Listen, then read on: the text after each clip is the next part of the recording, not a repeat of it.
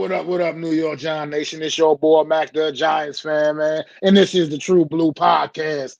What is going on? Hey, what's going on, Mr. Coach Ed, man? How you feeling, bro? It's good to see you as always, man. Hope everything is going good with you, man. Hope you keeping warm up here during these last couple of cold, really cold weeks, man. All this snow going on, man. Hope you keeping warm, man, and hope everything's going well with you, man. Well, yeah, the True Blue Podcast, like I said, like I told y'all, man, 2026 Mac the Giants fans all about the grind, man. Told y'all I was gonna be back coming out with y'all in 2026, man, coming with a lot more content, coming with something else, just something new I thought I'd bring to the table, man. The True Blue Podcast. Just here to talk about it a little bit. How you doing, Ro? Always good to see you. Thank you for stopping in, Ro. I appreciate it. But I'm not gonna probably hold y'all up too long, be here too long today, man. Just got a couple things I want to talk about. Obviously, New York Giants, been doing, like I said, getting their coaching staff put together and everything. Got find a defensive coordinator. We're talking about him a little bit, a little bit more extensively in a few. As of right now, we're still searching for that offensive coordinator as well, man. And that's something that's heating up. Got some pretty good candidates right now. Davis Webb seems to be kind of at the top of most fans' list. Charlie Weiss Jr., Cliff Kingsbury, T. Martin amongst some of the top candidates right now, man. A couple of these guys, I'd be really good about. I'd feel really a lot better about that. Like Davis Webb right now seems to be that new hot shot guy, man. He seems. I mean, everything we hear about this guy is he's got his stuff together. He obviously is familiar with the organization for certain, as he played his playing days here. A lot of his playing years were here in New York, even though he didn't get much time on the field.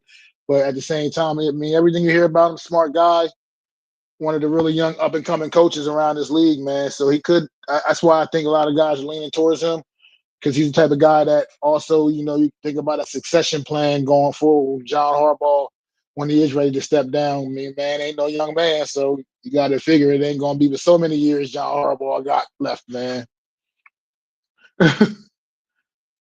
But it's good to hear, Coach. Good to hear for sure, man. But so Davis Webb seems to be kind of at the top of most people's list right now, man, and he's kind of at the top of mine because I kind of it all makes sense to me. I just like I said, everything you've heard about. Look at the Bo Nix. People thought Bo Nix wasn't even going to be able to play football in the NFL in this league, man. And these last couple of years out there with Sean Payton, Davis Webb out there, man. Bo Nix has excelled his first couple of years in the league, man, and that's what our young quarterback needs, a guy that can come in here and continue to help him grow. And from all accounts, man, I mean, even when you take some things that even Daniel Jones, statements from Daniel Jones talking about how helpful Davis Webb was to him just being in the room. So it's some he's a guy to look at right now, man. Definitely a guy. Charlie Weiss Jr., obviously that familiarity with Jackson Dart. But don't want to. My thing with him is like, limiting him coming in and thinking like, oh, this is what Jackson Dart does, and it's the NFL, man. We need this kid to grow. We need him to grow, not kind of just stay in that same lane. You know what I mean? That's my reservation with Charlie Weiss and Cliff Kingsbury. A little bit of the same, just because like Cliff Kingsbury seems to always be able to have one magical year everywhere he goes, and then after that, it just seems like kind of go downhill. And I know this past season in Washington, a lot of injuries, a lot of changeover. Then you're down your top down, obviously the starting quarterback a lot most of the season. Terry McLaurin, your top wide receiver, obviously was out pretty much most of the season as well.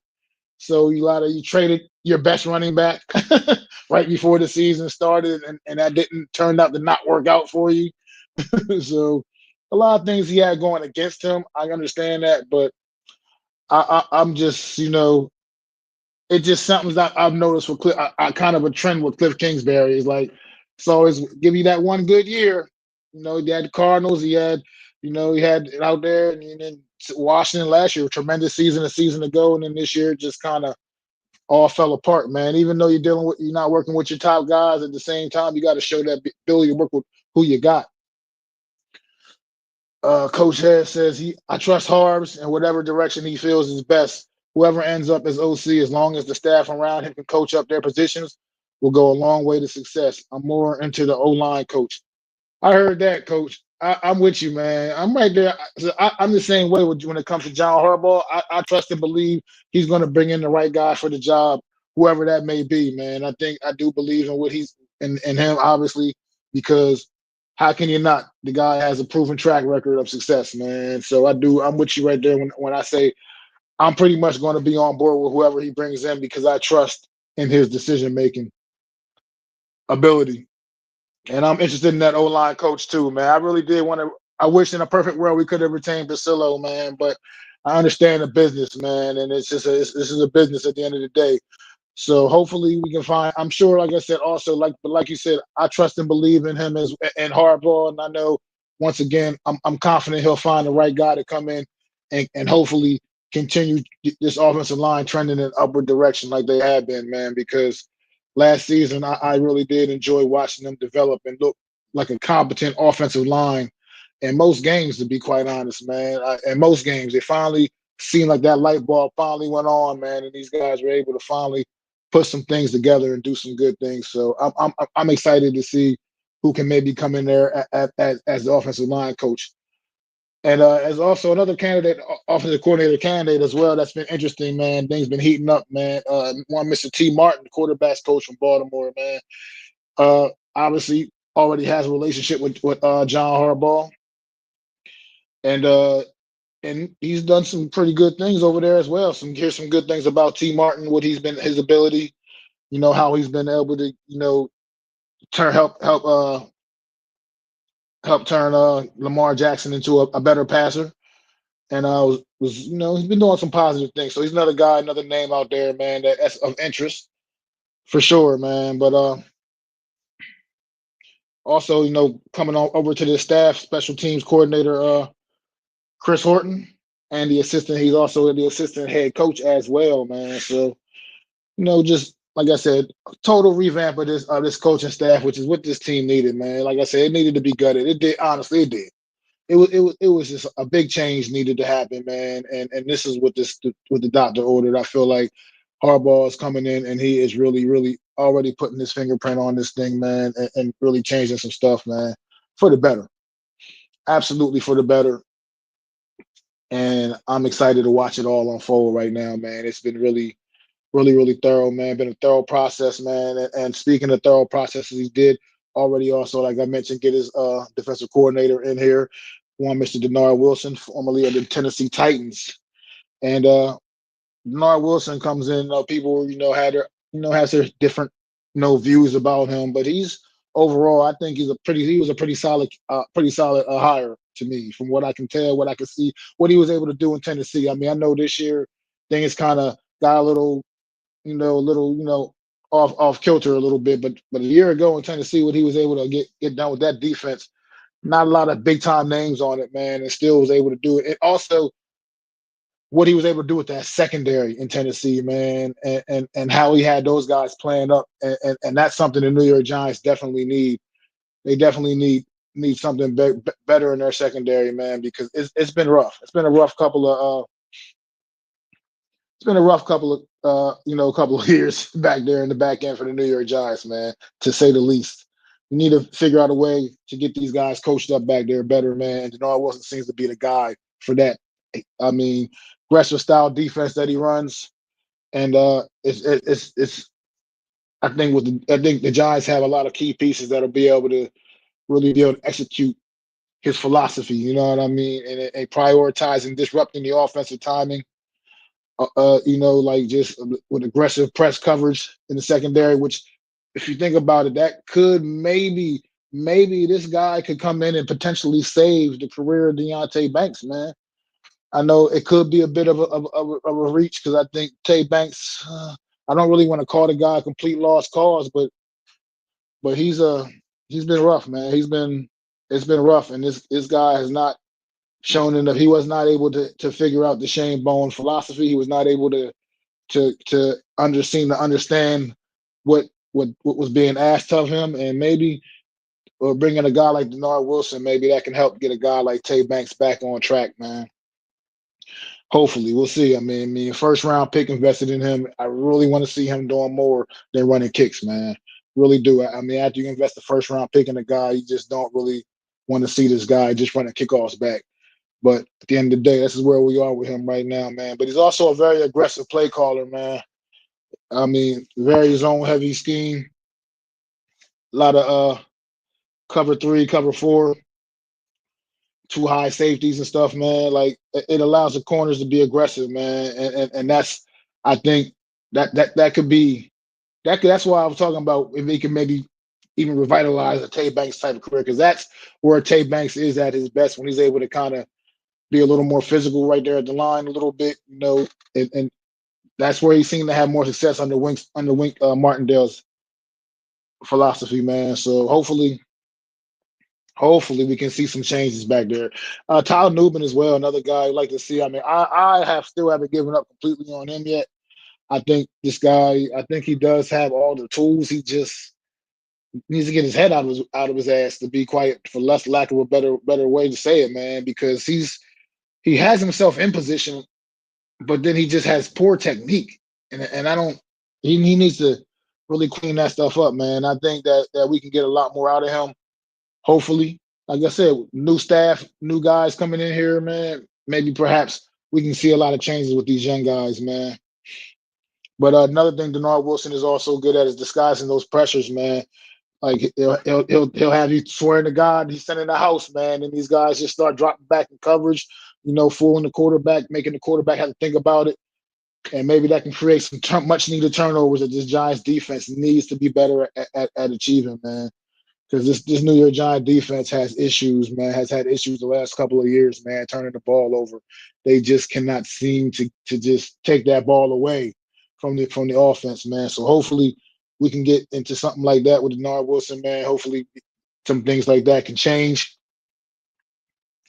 And it's just like I said, just he's going to build a system around the players. He's not going to force assist, like force guys to just do what I want you to do, period, and how I want you to do it. He's gonna he's gonna get these build play to their strengths, man. So hopefully, like I said, we see some changes this year, because I just feel like disappointing this past year, all the talent that I think we have on this defense, and for what we got on the field, man, it just wasn't good, man. It wasn't a good look. It just wasn't what everything. It wasn't what you want, man. What you want to see, man. I think the New York Giants do have some good edge rushers, obviously. I feel like up front we should be solid, man. We're a pretty solid unit up front, man. And then it just wasn't, just like I said, just didn't get the results you want to see, man. A couple guys stood out, obviously. Brian Burns did his thing, man. Dex had a down year, obviously. I mean, Darius Alexander did come on late, started coming on late, as the season progressed. He was getting better and better each and every week, up front there as well. I mean, Abdul Carter, the same thing, came on late, had some really good games the last few weeks of the season. And Bobby Okereke, he's Bobby O. I mean, a lot of people have been pretty hard on Bobby Okereke, but I mean, I just think when you look at our linebackers right now, I mean, he's the only one we had, man. I mean, he really is. Like, he's the only legitimate one we had. And I mean, he still was a tackling machine. I don't know. I don't know why people were so hard on Bobby Okereke. I don't. That's one of the things that kind of I'm kind of mind blown by a little bit. The people that are so harsh with him. I get it that maybe because he's not necessarily making the explosive plays he made like his first season here, when he was making a lot of really big time impact explosive plays. But I also think he's compensating a lot, man, out there, because like I said, he's the only legit linebacker we had. Mike McFadden went down in week 1, and it was just, that's been tough. I think Bobby Okereke had to go out there and pretty much could even rely on the guy next to him. You know what I mean? Look, that's no knock on the guys like Darius Muasau and guys like that, but come on, man, these guys they're not starters. And they kind of got forced into those roles, and those are important roles on this defense, and it just didn't work out. And I think Bobby Okereke had to compensate, was overcompensating, and maybe he did get into his own head a little bit, maybe a little bit too much. I don't know, but people just seem to be a little too hard on him. I still think I respect him as a player. I think he's still a pretty, more on the upper end of the linebackers in this league, man. I don't mean he's not, like, obviously he's not Fred Warner or nothing like that. I get it, man, but he's still he's To me, he's a good piece, man. I don't know why people seem to be so interested in running him out of town, man. Like as if we just got somebody else. We ain't got nobody else. You know what I mean? And he's pretty damn good still. So I just think we got to get, like I said, we get hopefully with this whole new breath of fresh air rolling into town, man. Denard Wilson, John Harbaugh putting together a staff, like you said. It's hopefully things will start working out. We'll start seeing some more positive changes on this defense, man. But I am excited for right now, and hopefully we get this offensive coordinator situation under. Hopefully, maybe as early as this week. Like you said, Coach, and I agree with you once again, Coach. Get an O lineman coach in there, man, because I want to see who this guy is because the O line took a step this year, and I don't want to see it regress again. We don't want to go back to that. I want to see it continue to go up, man, for sure. So, but some other big news that had came in, man, over the last couple of days, as we all know, I didn't really know if I wanted to talk about this, but let's talk about it for a little bit. Obviously, Giants co-owner, man, Stephen Tisch, man. I don't understand, man. Like it's the kind of thing that this a team like this right now doesn't need to have to be dealing with. And understand, I get it. It's not necessarily going to impact like any of the operations on the field. It's not going to impact that. It doesn't have really any effect on actual football itself. But at the same time, the association of having this guy associated with the team is that's not a good look right now, considering like that's just not a good thing to be a part of, man. That whole Jeffrey Epstein stuff, man, that's nonsense, man. And we look at this New York Giants as a class organization, and here we are, one of the owners caught up in scandal like this, man, coming out. And I find the timing of it all also just incredibly convenient as well. Me and my conspiracy theories, but I do find it convenient the fact that this stuff doesn't come out until right after the John Harbaugh, almost like you're trying to shake things up, as if almost like politically we're trying to shake things up, man. Oh, the New York Giants, they got something going. All right, let's bring them back down a notch right now. Let's release these files, these Epstein files, and let them know their owner is just a dirty rat as well. You know what I mean? Like, I just don't know how I feel. To me, it's just not acceptable to me. And I just think what would be best is if he would just, sell his part, man. I feel like he's got to go. I know he issued his apology or whatever, a statement, but it's just not good enough, man. It doesn't matter how long ago it was. None of that matters, man. It's never something that he should have been involved with at all, man. And it's tough, man, around this young team having to deal with something like that. I just don't think this team is ready for that. And it's not something I want. You know how the New York media is, man. People are going to stick their mics in front of players' faces and ask their opinions. And that's just stuff we don't need to be worrying about, man. We need the football business. That's all we need to worry about, man. Nothing else. Nothing more, nothing less, man. This team, it's like we get going in the right direction, looks like, and then we have something that could potentially just be a distraction. You know what I mean? For however long this may linger. So hopefully, it won't be a problem. Hopefully this team can overcome that.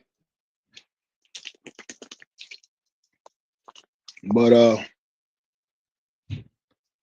yeah, that's just what I got right now on that, man. I just don't it's just a shame that this had to happen. That this had to come out like this because like I said, New York Giants, all you think of is class organization. You don't think of nonsense like this, of their owners being involved in stuff like this.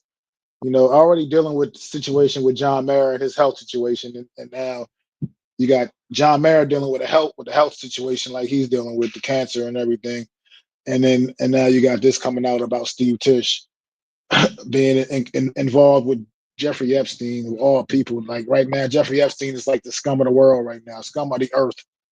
That's the last person you want your name connected to in any way, shape, or form right now.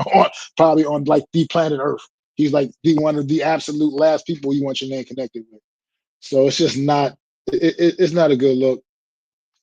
but hopefully it doesn't escalate into anything more than what it is. As far as like I said, because football it needs to be about business as usual, man. And that's all this team needs to focus on is the play on is football and the play on the field, man. And hopefully this does not turn into anything, any kind of distraction towards the players in any way, shape, or form, man. We'll hope for the best on that. But just another thing, just also news lately. I know I did a video a couple days ago about it, but I can never say enough about it, man. The Eli Manning situation, and I call it Eli Manning situation because talk about politics, man. I tell you, it's something going on, man.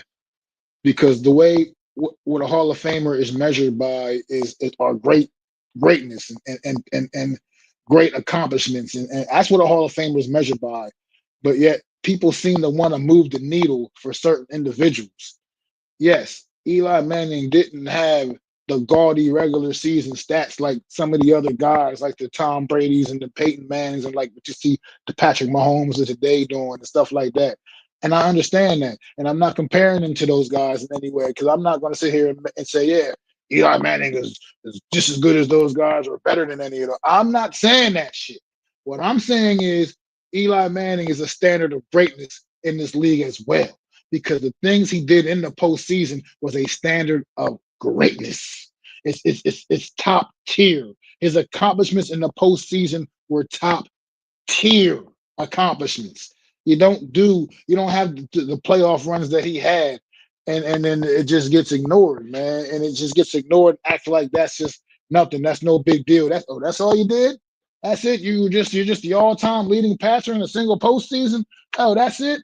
Oh, you just went in 2007 with a team with no Hall of Famers on it other than Michael Strahan in his final year of his career, and you just beat an undefeated team that was just steamrolling everybody in their way all season long. Oh, that's all he did. Oh, that's it. Forget about it. Oh, you just had like 44 fourth quarter comeback or game winning touchdown pass, whatever it was. I was reading that they game winning touchdown passes or game or something. It's just insane. The clutch gene that Eli had, man. Eli Manning that's where he was great. He was great in the clutch moments, in the big moments when it mattered. And I don't understand. Like that's what in the Hall of Fame supposed to be measured by greatness and those type of achievements. And also the fact that he was a top 10 passer, top 10 in pretty much in every major quarterback category. It doesn't matter, man. And it still like just gets overlooked. It was one thing, okay, not a first ballot guy. Now it's the second year, and then it goes through the same. And how long is it going to drag on? Is it going to be something new each and every year? Like, I don't understand. Like, to me, you got to get it right, Hall of Fame committee. You got to get it right. What's going on in the chat? I got a couple new guys in the chat. Daniel Barry, how's it going? Happy Sunday to you, brother. And Joe Ferry, Jake, what's going on, bro? Always good to see you, my man. Always good to see you. Yes, you did find me, brother, right here. you said, you say, you said, I'm a Giants fan. That means I don't trust a thing, man. Yeah, absolutely, man. I feel you. But this whole thing with Eli, the Hall of Fame, it to me it just bothers me because I challenge people to this because people talk about obviously Peyton. No, I'm not saying Eli was better than his big brother, but I said it on the video the other day, and I'm gonna say it again right now here. Who would you take in the postseason? And I know a lot of haters out there will lie and still say Peyton Manning, but you fucking full of shit because Eli Manning was significantly better in the postseason than his big brother. Point blank and period. Just better. Just better. Eli had that superpower, man. And when it came to postseason football, he had that superpower. Because even though he only won football games in he only won playoff games the 2 years he went to the Super Bowl, and every other playoff game he played in, he lost. A couple of those games, playoff games he was in, I'll tell you, 2008 season against the Eagles in the divisional round when the Giants had number one overall seed, and the Eagles came in to this in the divisional round to play the Giants. and after the Giants had the first round bye, and they ended up beating the Giants. Eli Manning played a phenomenal game that day, but receivers dropping balls all over the place, guys just not making plays around it. Eli Manning played a phenomenal game that day. Also, the 2016 playoff game, the wild card game in Green Bay. Once again, Eli throwing darts, man, the whole game. He can't go out there and catch the goddamn football for his receivers that were clearly had their head in their ass that day. I mean, I feel like he's just being punished for playing. He played in a great era of quarterback play, man. Like I said, that's not to be trying to make excuses, but the facts are what the facts are, man. Legendary quarterbacks all over his era I mean, some like I said, some of the best quarterbacks in the history of the game. Literally, he played amongst that group, man. Okay, so he didn't necessarily stand out on top of all of them, but I tell you what, and like I said, when it came to the postseason, when it came to clutch moments, he stood out. Then he did stand out, like absolutely. I mean, he ain't nothing going on for the barbecue today, man. I'm still trying to clean up snow. But you wouldn't know nothing about that, Mr. California. You know what I mean? You wouldn't know nothing about that snow. The Hall of Fame is about writing stories. You cannot tell the story of the NFL for a decade without Eli. Exactly. Exactly. Like you said, that's right there, perfectly put. That's a whole chunk of like you said, like a decade right there where you can't tell the story without Eli, man. You can't, you just yeah, absolutely. I'm not a homer either. I'm speaking the truth. Like I said, if I was a homer, I'd be sitting there telling people how great Eli Manning was, how much better he was than all these other guys that I know. Honestly, can say that he wasn't better than like Drew Brees or Tom or his big brother or like Aaron Rodgers. He wasn't better than those guys, but and there were certain moments in which he was. I mean, he beat Tom Brady twice. One of which, like I said, you could make an argument that 2007 Patriot was the best team of all time. They just weren't able to close the deal in the Super Bowl because of Eli Manning. The iconic throws. How do you have an iconic throw in each game in the fourth quarter with your back against the wall? The helmet catch, that whole play. Everybody talks about the helmet catch itself. Yes, that was phenomenal on David Tyree's end as well. But Eli Manning just getting away from that pressure, and still being able to set his feet and put it up and give his receiver a chance. You got to break the whole play down. And then, like I said, the fourth quarter, his line in the fourth quarter of that game, man, like just in the fourth quarter against an undefeated team to be able to do what he did, man. It's just too much, man. It's too much for. I don't understand how people hate on this guy, man, the way they do. So the Hall of Fame dudes power tripping. They want Roger. They want Roger Craig before he dies. I don't know. They could have voted him in 25 years ago.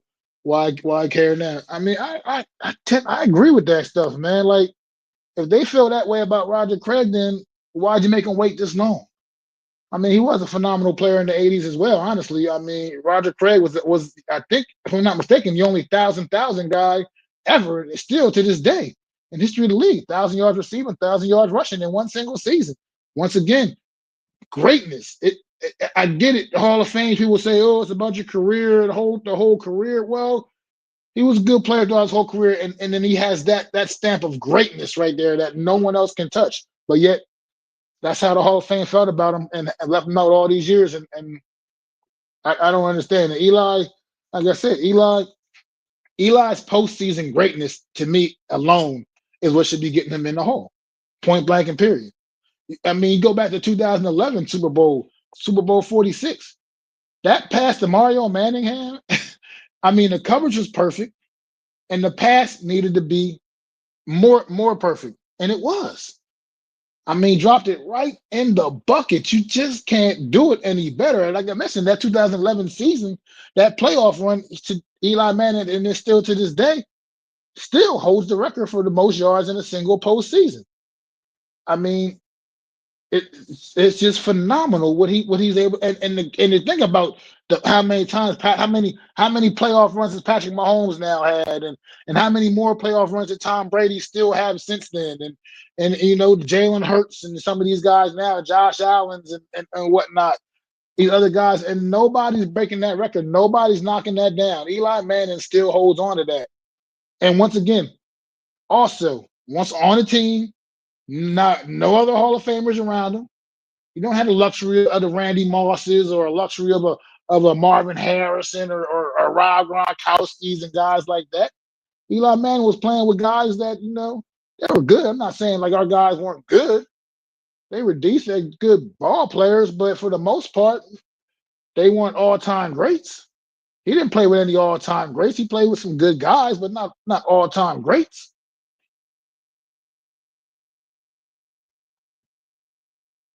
So it's just it's a mess. Yeah, 70 and sunny over there. I bet. I'm excited because it's going to be back to 30 tomorrow, bro. I'm excited for that. So that just to give you anything of what I'm dealing with over here. It'll be 30 tomorrow, and I'm getting pumped up for 30 degrees. Hey, out here we are interviewing Sean McVay's landscaper for our OC position today.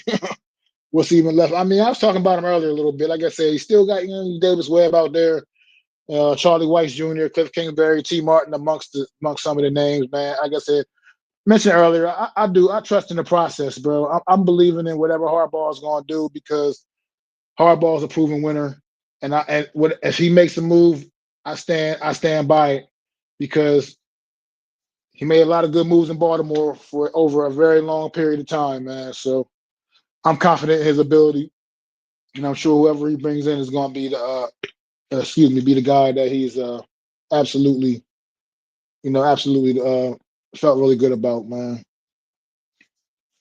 So yeah, it's just so yeah. Like I said, I'm not going to keep dwelling too much more on the Eli thing. It's just that it just bothers me. It's something that's going to bother me until he gets in where he rightfully deserves. That's all. So what you got here, man. So that pretty white boy Kingsbury, when he gets fired, he usually gets in head coaching job next. Like I was saying, my thing about Kingsbury, like I was saying earlier, is just that he seems to be like that 1 year wonder god kind of guy, man. He's always really, really good for 1 year. You have an offense really cooking for 1 year, and then all of a sudden it just kind of seems to fall off the rails a little bit. I don't know if that's a him thing, if that's a personnel thing, what it's been, I don't know.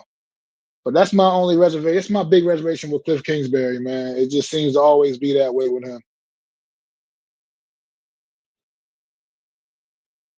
Yeah, I also agree. That's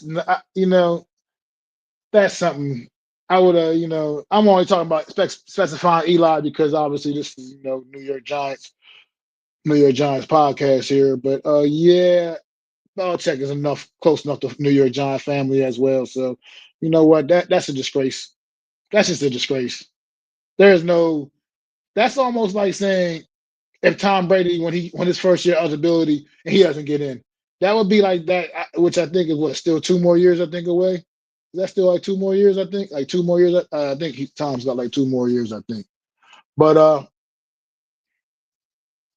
that's that's almost like saying that basically. Like how can Bill Belichick not get in on the first ballot? It's come on. What's he got like 7, 8 Super Bowl? Well, seven Super Bowls as a head coach. I think seven as a head coach. He's got the couple with the Giants as a coordinator. I mean, come on, man. It's just. I should start a petition for him, real. I should because it's frustrating. He belongs in there, man. He belongs in the hall, but he definitely does. But yeah, the Bill Belichick thing, man, that to me that's the most egregious thing. I mean, even much as I love Eli, man, much as I love my guy Eli, there's no bigger snub in the Hall of Fame this year than Bill Belichick. That's just crazy. I still don't even know what the class is. I haven't seen a leak of what the actual class is, obviously. But if we know who's not in, they must know who is in, obviously. So they haven't leaked that information out quite yet that I've seen anywhere. So I'm kind of curious to see exactly who did make it. I'm pretty sure, obviously, Drew Brees is not in on his first ballot because how can Drew Brees not be a first ballot Hall of Famer? And I'm thinking the same for Larry Fitzgerald. I don't know who else though, honestly. And the fact, like I said, the fact that Bill Belichick didn't get in is still just that was just that's mind blowing to me. It's like what I want to know how you come to a conclusion when they held that vote that Bill Belichick wasn't a unanimous like first ballot Hall of Famer. I don't get that. It doesn't matter that he has a 20-something-year-old girlfriend. It doesn't matter about anything, all this other nonsense you want to try to make up, fixate in your minds about Bill Belichick. All he did was win for a very, very long time. And and look, to me, that's a disgrace. They should be ashamed of themselves off of that alone. Hall of Fame committee should definitely be ashamed of themselves, not having getting Bill Belichick in on his first ballot, man, because that's where he belongs. He's definitely a Hall of Famer. That's ridiculous. Whew. But kind of glad you brought that up, man, a little bit, because that was just terrible. But we'll see. Back to the drawing board, and we'll see. They get in class of 2026, man. Maybe they both get in 2026. I don't know what kind of guys will be up in next year's class, but it's tough, man. Uh, I understand it's a big backlog when it comes to the Hall of Fame. A lot of great players waiting and buying their time, but some guys shouldn't have to wait, and that's just because, like I say, some guys just did things that were so great that they shouldn't have to wait like this. And Bill Belichick definitely shouldn't have had to wait. There's no excuse for him not getting in. I mean, you can say what you want. I mean, I'm upset about Tom Coughlin not getting in, and yet here is Bill Belichick not getting in. When it comes to free agency, man, personally, and I would like to find a way to retain Wandale Robinson if we can find, work out a contract that works for the team. I'm not expecting him to take any kind of hometown discount or nothing like that. But at the end of the day, I don't want to overpay him because I think in a perfect world, Wandale would be like a perfect number three receiver. You know what I mean? Like that little slot guy, shifty slot guy. You got two dogs on the outside like Malik, and we get somebody else, another legit guy on the outside. Because I think what people forget about and what Wandale this past season is once Malik Neighbors went down, we had nobody else, man. And nobody else except for him in that wide receiver room, like legitimately, because Darius Slayton is nobody to me. I'm sorry. I can't stand behind him anymore. I can't stand by that guy anymore, man. He's dropped too many key passes for my liking, man. But I don't know what's going on, Bruce Harper, man. How you doing? Welcome to the chat, Bruce Harper. Uh, say hi, Mac the Giants fan, as I am a big Eagles fan, and want to say thank you for letting us have Saquon. You got it, man. I'm over that. I'm long over it now, man. I was pretty pissed up in the beginning about it, man. But I'm over that now, man. So y'all got Saquon, and y'all go ahead and be happy with him, man. He had a rough year this year. Just letting you know. It ain't always peaches and cream, even with Saquon, man. Even though he also got y'all a bowl in his first year.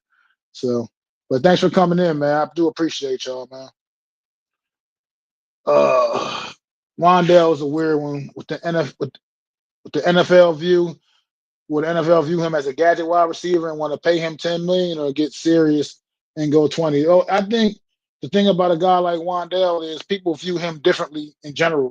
Like I think a lot of people have a lot of different opinions about Wandale Robinson. I think I'm one of the people that's a little more higher than most on Wandale, but I know people that can't stand him.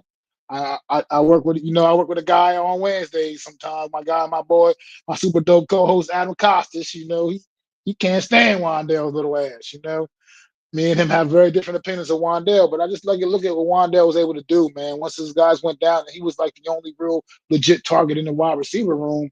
He still managed to work himself to 1,000-yard season, man. He got busy, man, and he had some big moments on his year, and he even got some stuff done lined up on the outside. We've seen Wandale go deep a lot more this season than we probably have his whole career, and that was pretty good to see, pretty refreshing, man. So He's a guy that I would like to retain myself personally. I'd like to see uh, a guy like Kayvon step up this year too. This what's going on, Ryan? Ryan's Big Blue Podcast. Welcome to the chat, man. I appreciate you stopping in, man. Make sure y'all go sub to Ryan, man. Ryan does tremendous work at his channel, man. Young man be grinding and he delivers a great show, man. Multiple shows a week, always on point, man. He knows his stuff and he really does. He really does really good work, man. So make sure y'all go sub up to Ryan at Ryan's Big Blue Podcast, man. But I feel the Giants will be doing better this year as they still have Malik. Well, we gotta see how Malik comes back, man. I mean, you got to see how Malik comes back. You got to see what he's like, what he's all about, man. It's gonna be rough coming back from those injuries like that sometimes. So you got to see, man. We'll have to see. He's a wait and see project for me, man. Yeah, Mac. If you watch NBA, you can have a 10 win team and some brother going to score 25 points per game. Does that make him good? It's a good point, Ray Wandale. Interesting. I mean, you're right. I mean, it's weird, man. Yeah, yeah. He hates Wandale. He hates Wandale. I mean, he can't stand Wandale. I remember doing a live stream with him when Wandale got drafted that night, and I remember how pissed off he was that night when we drafted Wandale in the second round. McLovin in the house. Guess that he's talking about Ryan. I guess that's messed up. McLovin. Cruz. Yeah, I mean, you're not always going to hit lightning in the bottle like that, man. When guys like Victor Cruz, man, they don't come around. They don't grow on trees, man. We got lucky with that one. Thanks, Ryan, once again for stopping in, man. I do appreciate you, man.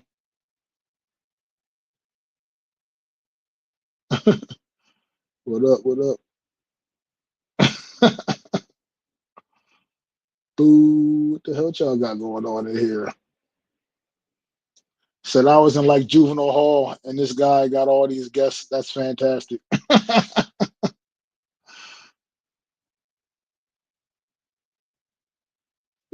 Jay, you're a crazy. You're a nut, Jay, man. You're a crazy guy, man. I love you, man. I love your energy, man.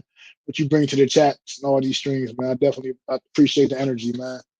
But yeah. So like Tibbs, I want to see how Tibbs responds on his 5th-year option coming off the injury. See how he responds, man.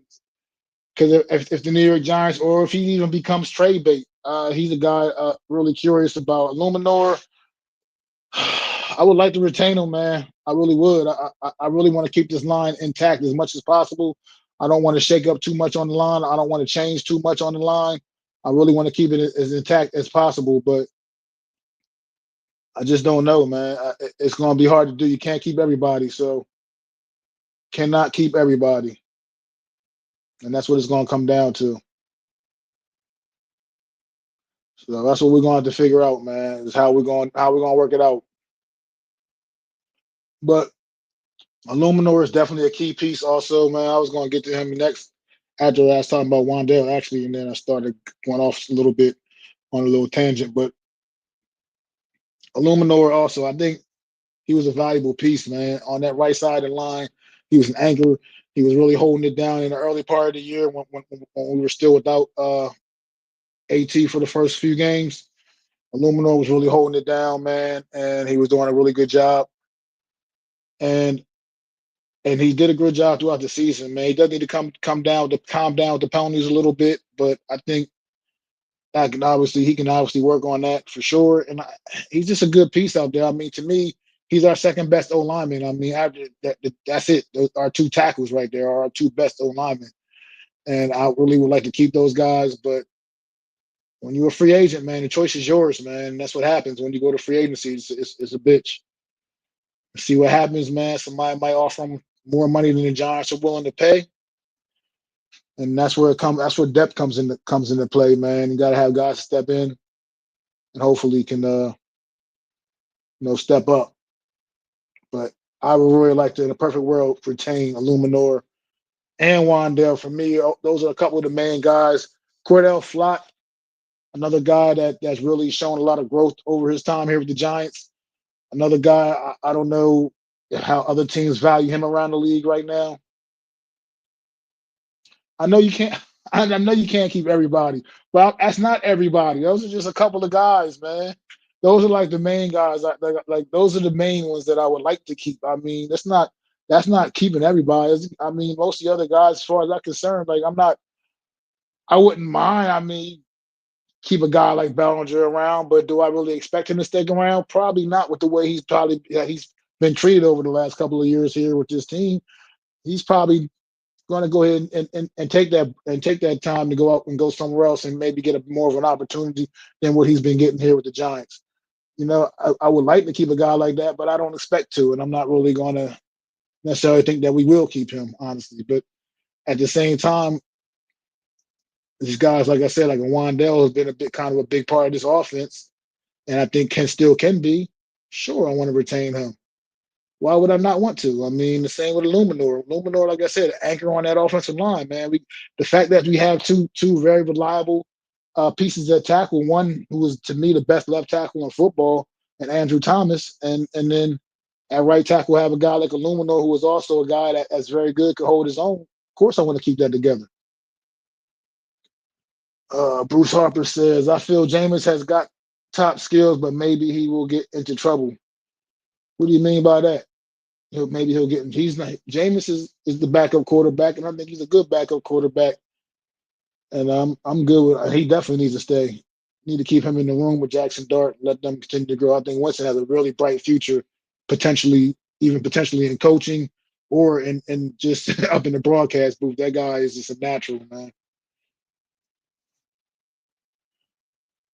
Said if we don't resign these dudes, we win 2 games. I mean, I don't know about that.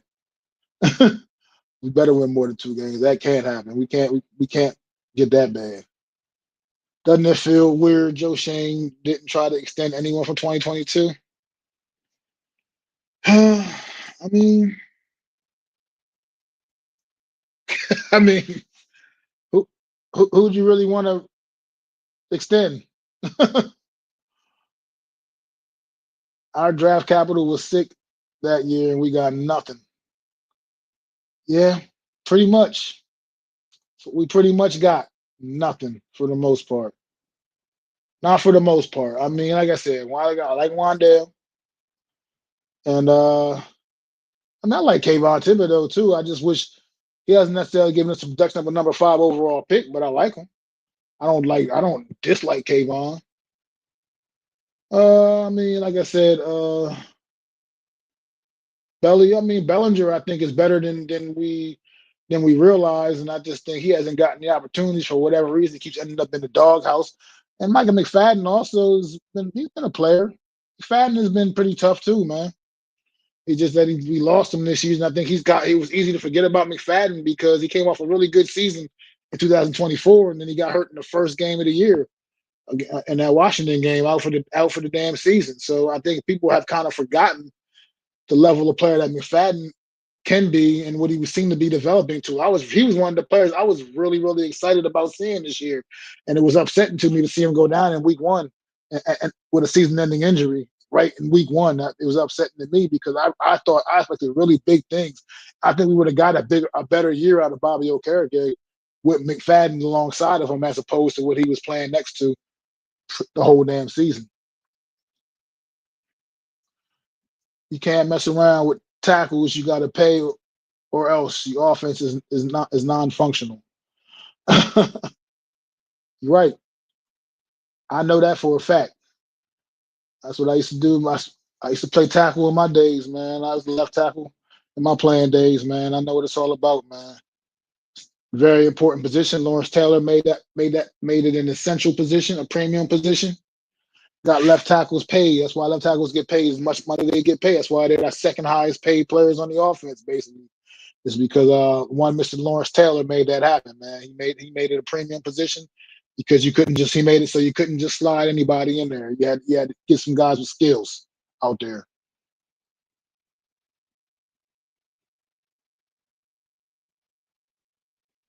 You're confusing me. I don't know what that means. Do you feel the Giants will draft Tate if he is not drafted before the Giants turn? And if they do, they will have two top wide receivers. I mean, right now, it's all on the table right now for the Giants, man. I would not be upset with that pick, obviously. Uh, Carnell Tate, I would not be upset with that pick whatsoever. He's the kind of wide receiver, the complement that we could use to complement Malik Neighbors in his offense. So, look, I'm not gonna be upset with that if that was the case, man. We end up with Carnell Tate, man. Not one bit, man. I feel the best Giant of all time could be LT, but I never saw him play, but I saw the highlights and he was very good. Well, yeah, I actually did see him play, and it was my pleasure, and that's why he is the reason I'm a New York Giants fan. I'd never lived in New York in my life, man. I live right down here in Delaware, but always been a New York Giants fan since I was a little kid, and the reason why is because Lawrence Taylor was an animal, and watching him play, it was something different. I could tell you, man. And the highlights don't even do it justice, man. Because the highlights is what they are. They're just highlights. But to really watch him play a football game and how dominant he was from start to finish in the game and how he could just take a game over and completely wreck a game, whew, it is never be another Lawrence Taylor, man. That's why when people keep talking about like the Micah Parsons and the Abdul Carters now and all this other stuff and talking about Lawrence Taylor, no, there will never, and I do mean never, be another Lawrence Taylor. That's it. That's a one and done. There's no other. There's going to be no other LT. LT, he was something special, something different, and that's all I can say about that. Like I said, and that's the one thing about my age, the season that I got on me, man, being able to be around in the '80s and being able to see Lawrence Taylor, his dominance, and see a good chunk of his career, man, and it was fun to watch, man. It's You said when I saw the highlights, like the other team was scared of him as he could do whatever he wanted on the highlights. That's kind of what it was, man. That's kind of what it was. He instilled fear into opposing offenses, into opposing quarterbacks. Fear, the fear of God. You know what I mean? Like it was something special. Lawrence Taylor was something special, man. Something special to watch, man. I tell you. I met him in real. I actually met him in person too, man. I got the pleasure of actually shaking his hand and LT, man. I didn't get to talk to him too much because it was at an autograph session when I was in Canton for Michael Strahan. When Michael Strahan got into the Hall of Fame, I went out to Canton for that, and I got to meet Lawrence Taylor there. I guess they didn't get to talk much to him because it was an autograph session. They had to keep the line moving, but it was cool, man. Definitely one of the highlights of my life, getting to meet my all time favorite player and seeing another one of my all time favorites getting up to the Hall of Fame, and also meeting Eli Manning that weekend as well. Met Eli that weekend. Tom Coughlin I met that weekend as they were all in town. Or Giants were in town anyway because they played in the Hall of Fame game that weekend that year. So that's why the Giants were in town anyway. Also, they came up to see Michael Strahan as well. Some of the guys, Jesse Armstead, I met that weekend. David Tyree, couple guys, man. That was a good weekend. That was a fun time. Good times, man. I recommend anybody never been to the Canton for the Hall of Fame, or just even if you just it's really awesome, man. The Hall of Fame, the museum is dope. So many cool interactive things in there, man. It was really dope, man. Dope experience. I was hoping to be able to go back this year if Eli was going to get in, man. I was definitely going to be the plan to head back out there again. But whenever Eli gets in, though, I promise to be there again. The Hall of Fame that was a fun weekend, man, for sure. LT was a dynamo, and a hilarious, yeah, absolutely hilarious. Some of the best sound bites you ever get, man, in football. Said Bruce Harper, man. There was one where he was playing versus the Commanders, and the snap Joe Theismann's leg like a twig, and he was nice as he called to help. Oh, he immediately, as soon as the play, he knew he hurt him bad. And Lawrence Taylor was a class act. I mean, immediately he made sure nobody definitely didn't get anywhere else near Theismann and jump on anything crazy. He made sure initially got up and called for help from the medical help from the sideline, like handling like a pro. You know what I mean? Didn't just jump up and start celebrating all crazy and like ignorantly over top of an injured man. No, he handled that. Like, that was a class act by Lawrence Taylor that day when he injured Joe Theismann that game. Man, it was definitely something to see, man. It was impressive, man. Lawrence Taylor was impressive in every way on the field, man. I know people, the stories about some of his off the field antics and things that he was caught up in, man. And look, we're all humans in this world, man. So we're all humans. People do things that they do, man. I can't knock the guy probably a little too hard sometimes, but at the end of the day, it never affected his play on the field. That's all I can say. So never affected his play on the field. Our team sucks when we always talk about dudes from 20, 40 years ago. I feel you, man. I feel you. But right now, man, it's the only thing that can put a smile on our face talking about guys like LT, man. Nothing else puts a smile on our face these days, man. So also all our content creators constantly saying it is what it is. That means dreadful. What is going on? Solving the race problem, man. I appreciate you popping in on this Sunday afternoon, man. I appreciate you stopping in, man. Good to see you. Says Theismann never played after that, I don't think. I think that was it. I think that might have ended his career or pretty much ended his career. He might have tried to make a little comeback and it might have never really. I can't remember exactly because when that happened, that was still a little bit before I was like all the way into football too much. I was a little kid when that happened still. A little tyke. I wasn't even a little tyke when I was still a little youngster. But so that's why I feel LT is probably the best of all time. As he was powerful and mean, but he tried to help when the other players got hurt. Man, yeah, he was like I said, he was a class act about it, man. About that situation in particular. I mean, he had some things, like I said, stuff with him off the field stuff, but at the end of the day, on the field for the most part, he was a competitor. He was a dog. A lot of the stuff that he did probably wouldn't even be able to get away with now in today's NFL. He'd probably be getting slapped with all kinds of personal fouls and whatnot. But that's today's NFL. But he played in the '80s when you could basically decapitate a guy and it was still okay. He says, "Well, what about Kayvon doing Snow Angels next to Nick Foles' corpse? Was that classy?" Ooh, I mean, maybe not. But Kayvon in that situation was a young guy, and yeah, I feel you. I feel you. Probably not the classiest of things that he could have done, but I think he probably learned from that. Probably learned from that as well. What we got here? Bruce Harper in the chat. Hard in the chat. Bruce, appreciate you, my brother. Yes, but I never even saw him play except on the highlights. But I bet he would be the number one player in NFL, even if he was playing today. And if he was, I hope he would play for the Eagles because we need him. Never that, bro. Never that. I don't even want to would never even want to picture that, man. No way would I want to picture Lawrence Taylor in a Philadelphia Eagle uniform, bro. Never would I want to see that. But yeah, I think he's a dog, man. He would definitely be able to still do his thing today, man. Lawrence Taylor he's the greatest defensive player of all time. Period. I mean, a lot of great defensive players over the years, obviously, but none greater than Lawrence Taylor. I think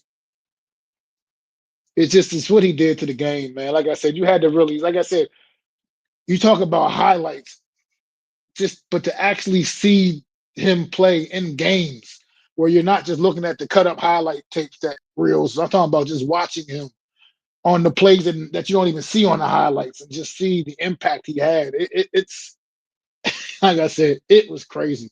The attention he would command, never seen anything like it, man. Never seen anything like it. My favorite LT story was when he was coked up and called Phil Simms at 4 a.m. Phil started yelling at him, and LT said, "You white people sleep too damn much." One of LT's crazy story, another crazy LT story. I remember it. So many of those, man. LT is the crazy guy that would send send prostitutes to the opposing teams, running backs, like hotel rooms and shit like that when they would be in town. That was Lawrence Taylor, man. How come you're not an Eagles fan if you're from Delaware? Because I don't like the Eagles. And like I said, Lawrence Taylor, man. Once I saw Lawrence Taylor play, man, I wanted to be down with anything he was a part of, and he was a part of the New York Giants, man. And then over the years, the New York Giants, that's just my love, man. Just even after LT, I wasn't going to just turn my back on the team.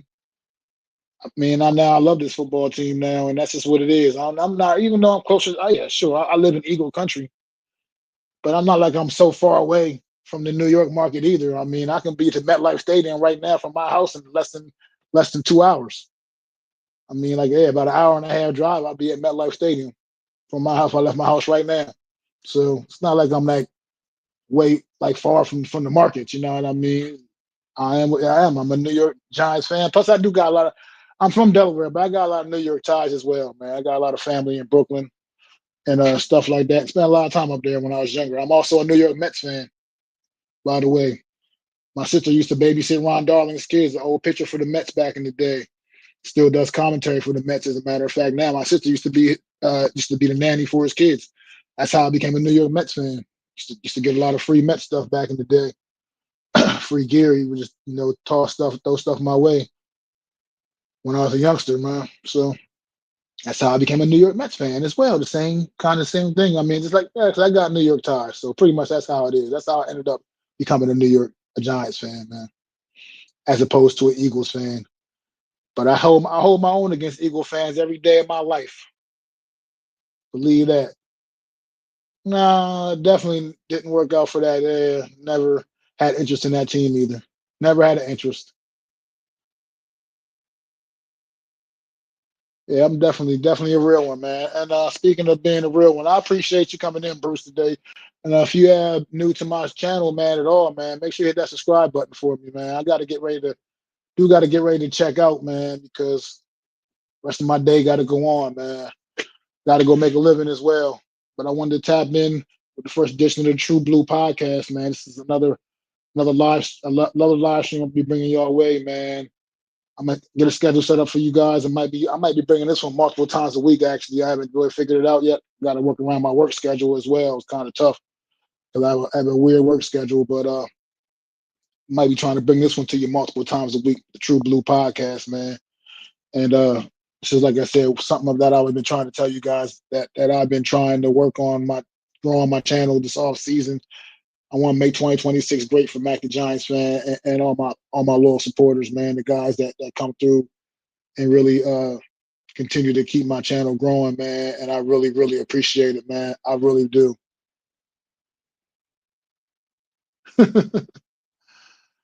I feel the most important is all fans can always be loyal, and that is the number one best part of being a fan and making the team better for doing the podcast. Absolutely. I appreciate you too, Bruce, man. Most definitely appreciate you, man. And thanks for hitting that like button, man. Most definitely, man. I definitely do. And everybody, man, I appreciate tuning in to this edition of the True Blue podcast. I am your boy, Mac the Giants fan. Make sure you go to my channel, hit that like, subscribe, and ring that bell so you know when I'm dropping new content, man. And I'll catch y'all next week, man. Sometime, or maybe sometime later on this week when some more news pops off. I don't have a set schedule for this particular stream yet, but I'll let y'all know when I get one locked in, man, when I figure it out working around my work schedule. It's y'all boy, Mac the Giants fan.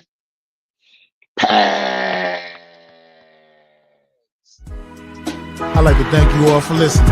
If you was feeling this, please take time to subscribe and smack them likes. Feel free to drop a comment and let me know what you think. Don't forget to ring that bell so you know when I'm dropping new content. It's your boy, Mac the Giants fan. You can find me on Twitter, YouTube, and Facebook at Mac the Giants fan. That's MACDA Giants fan.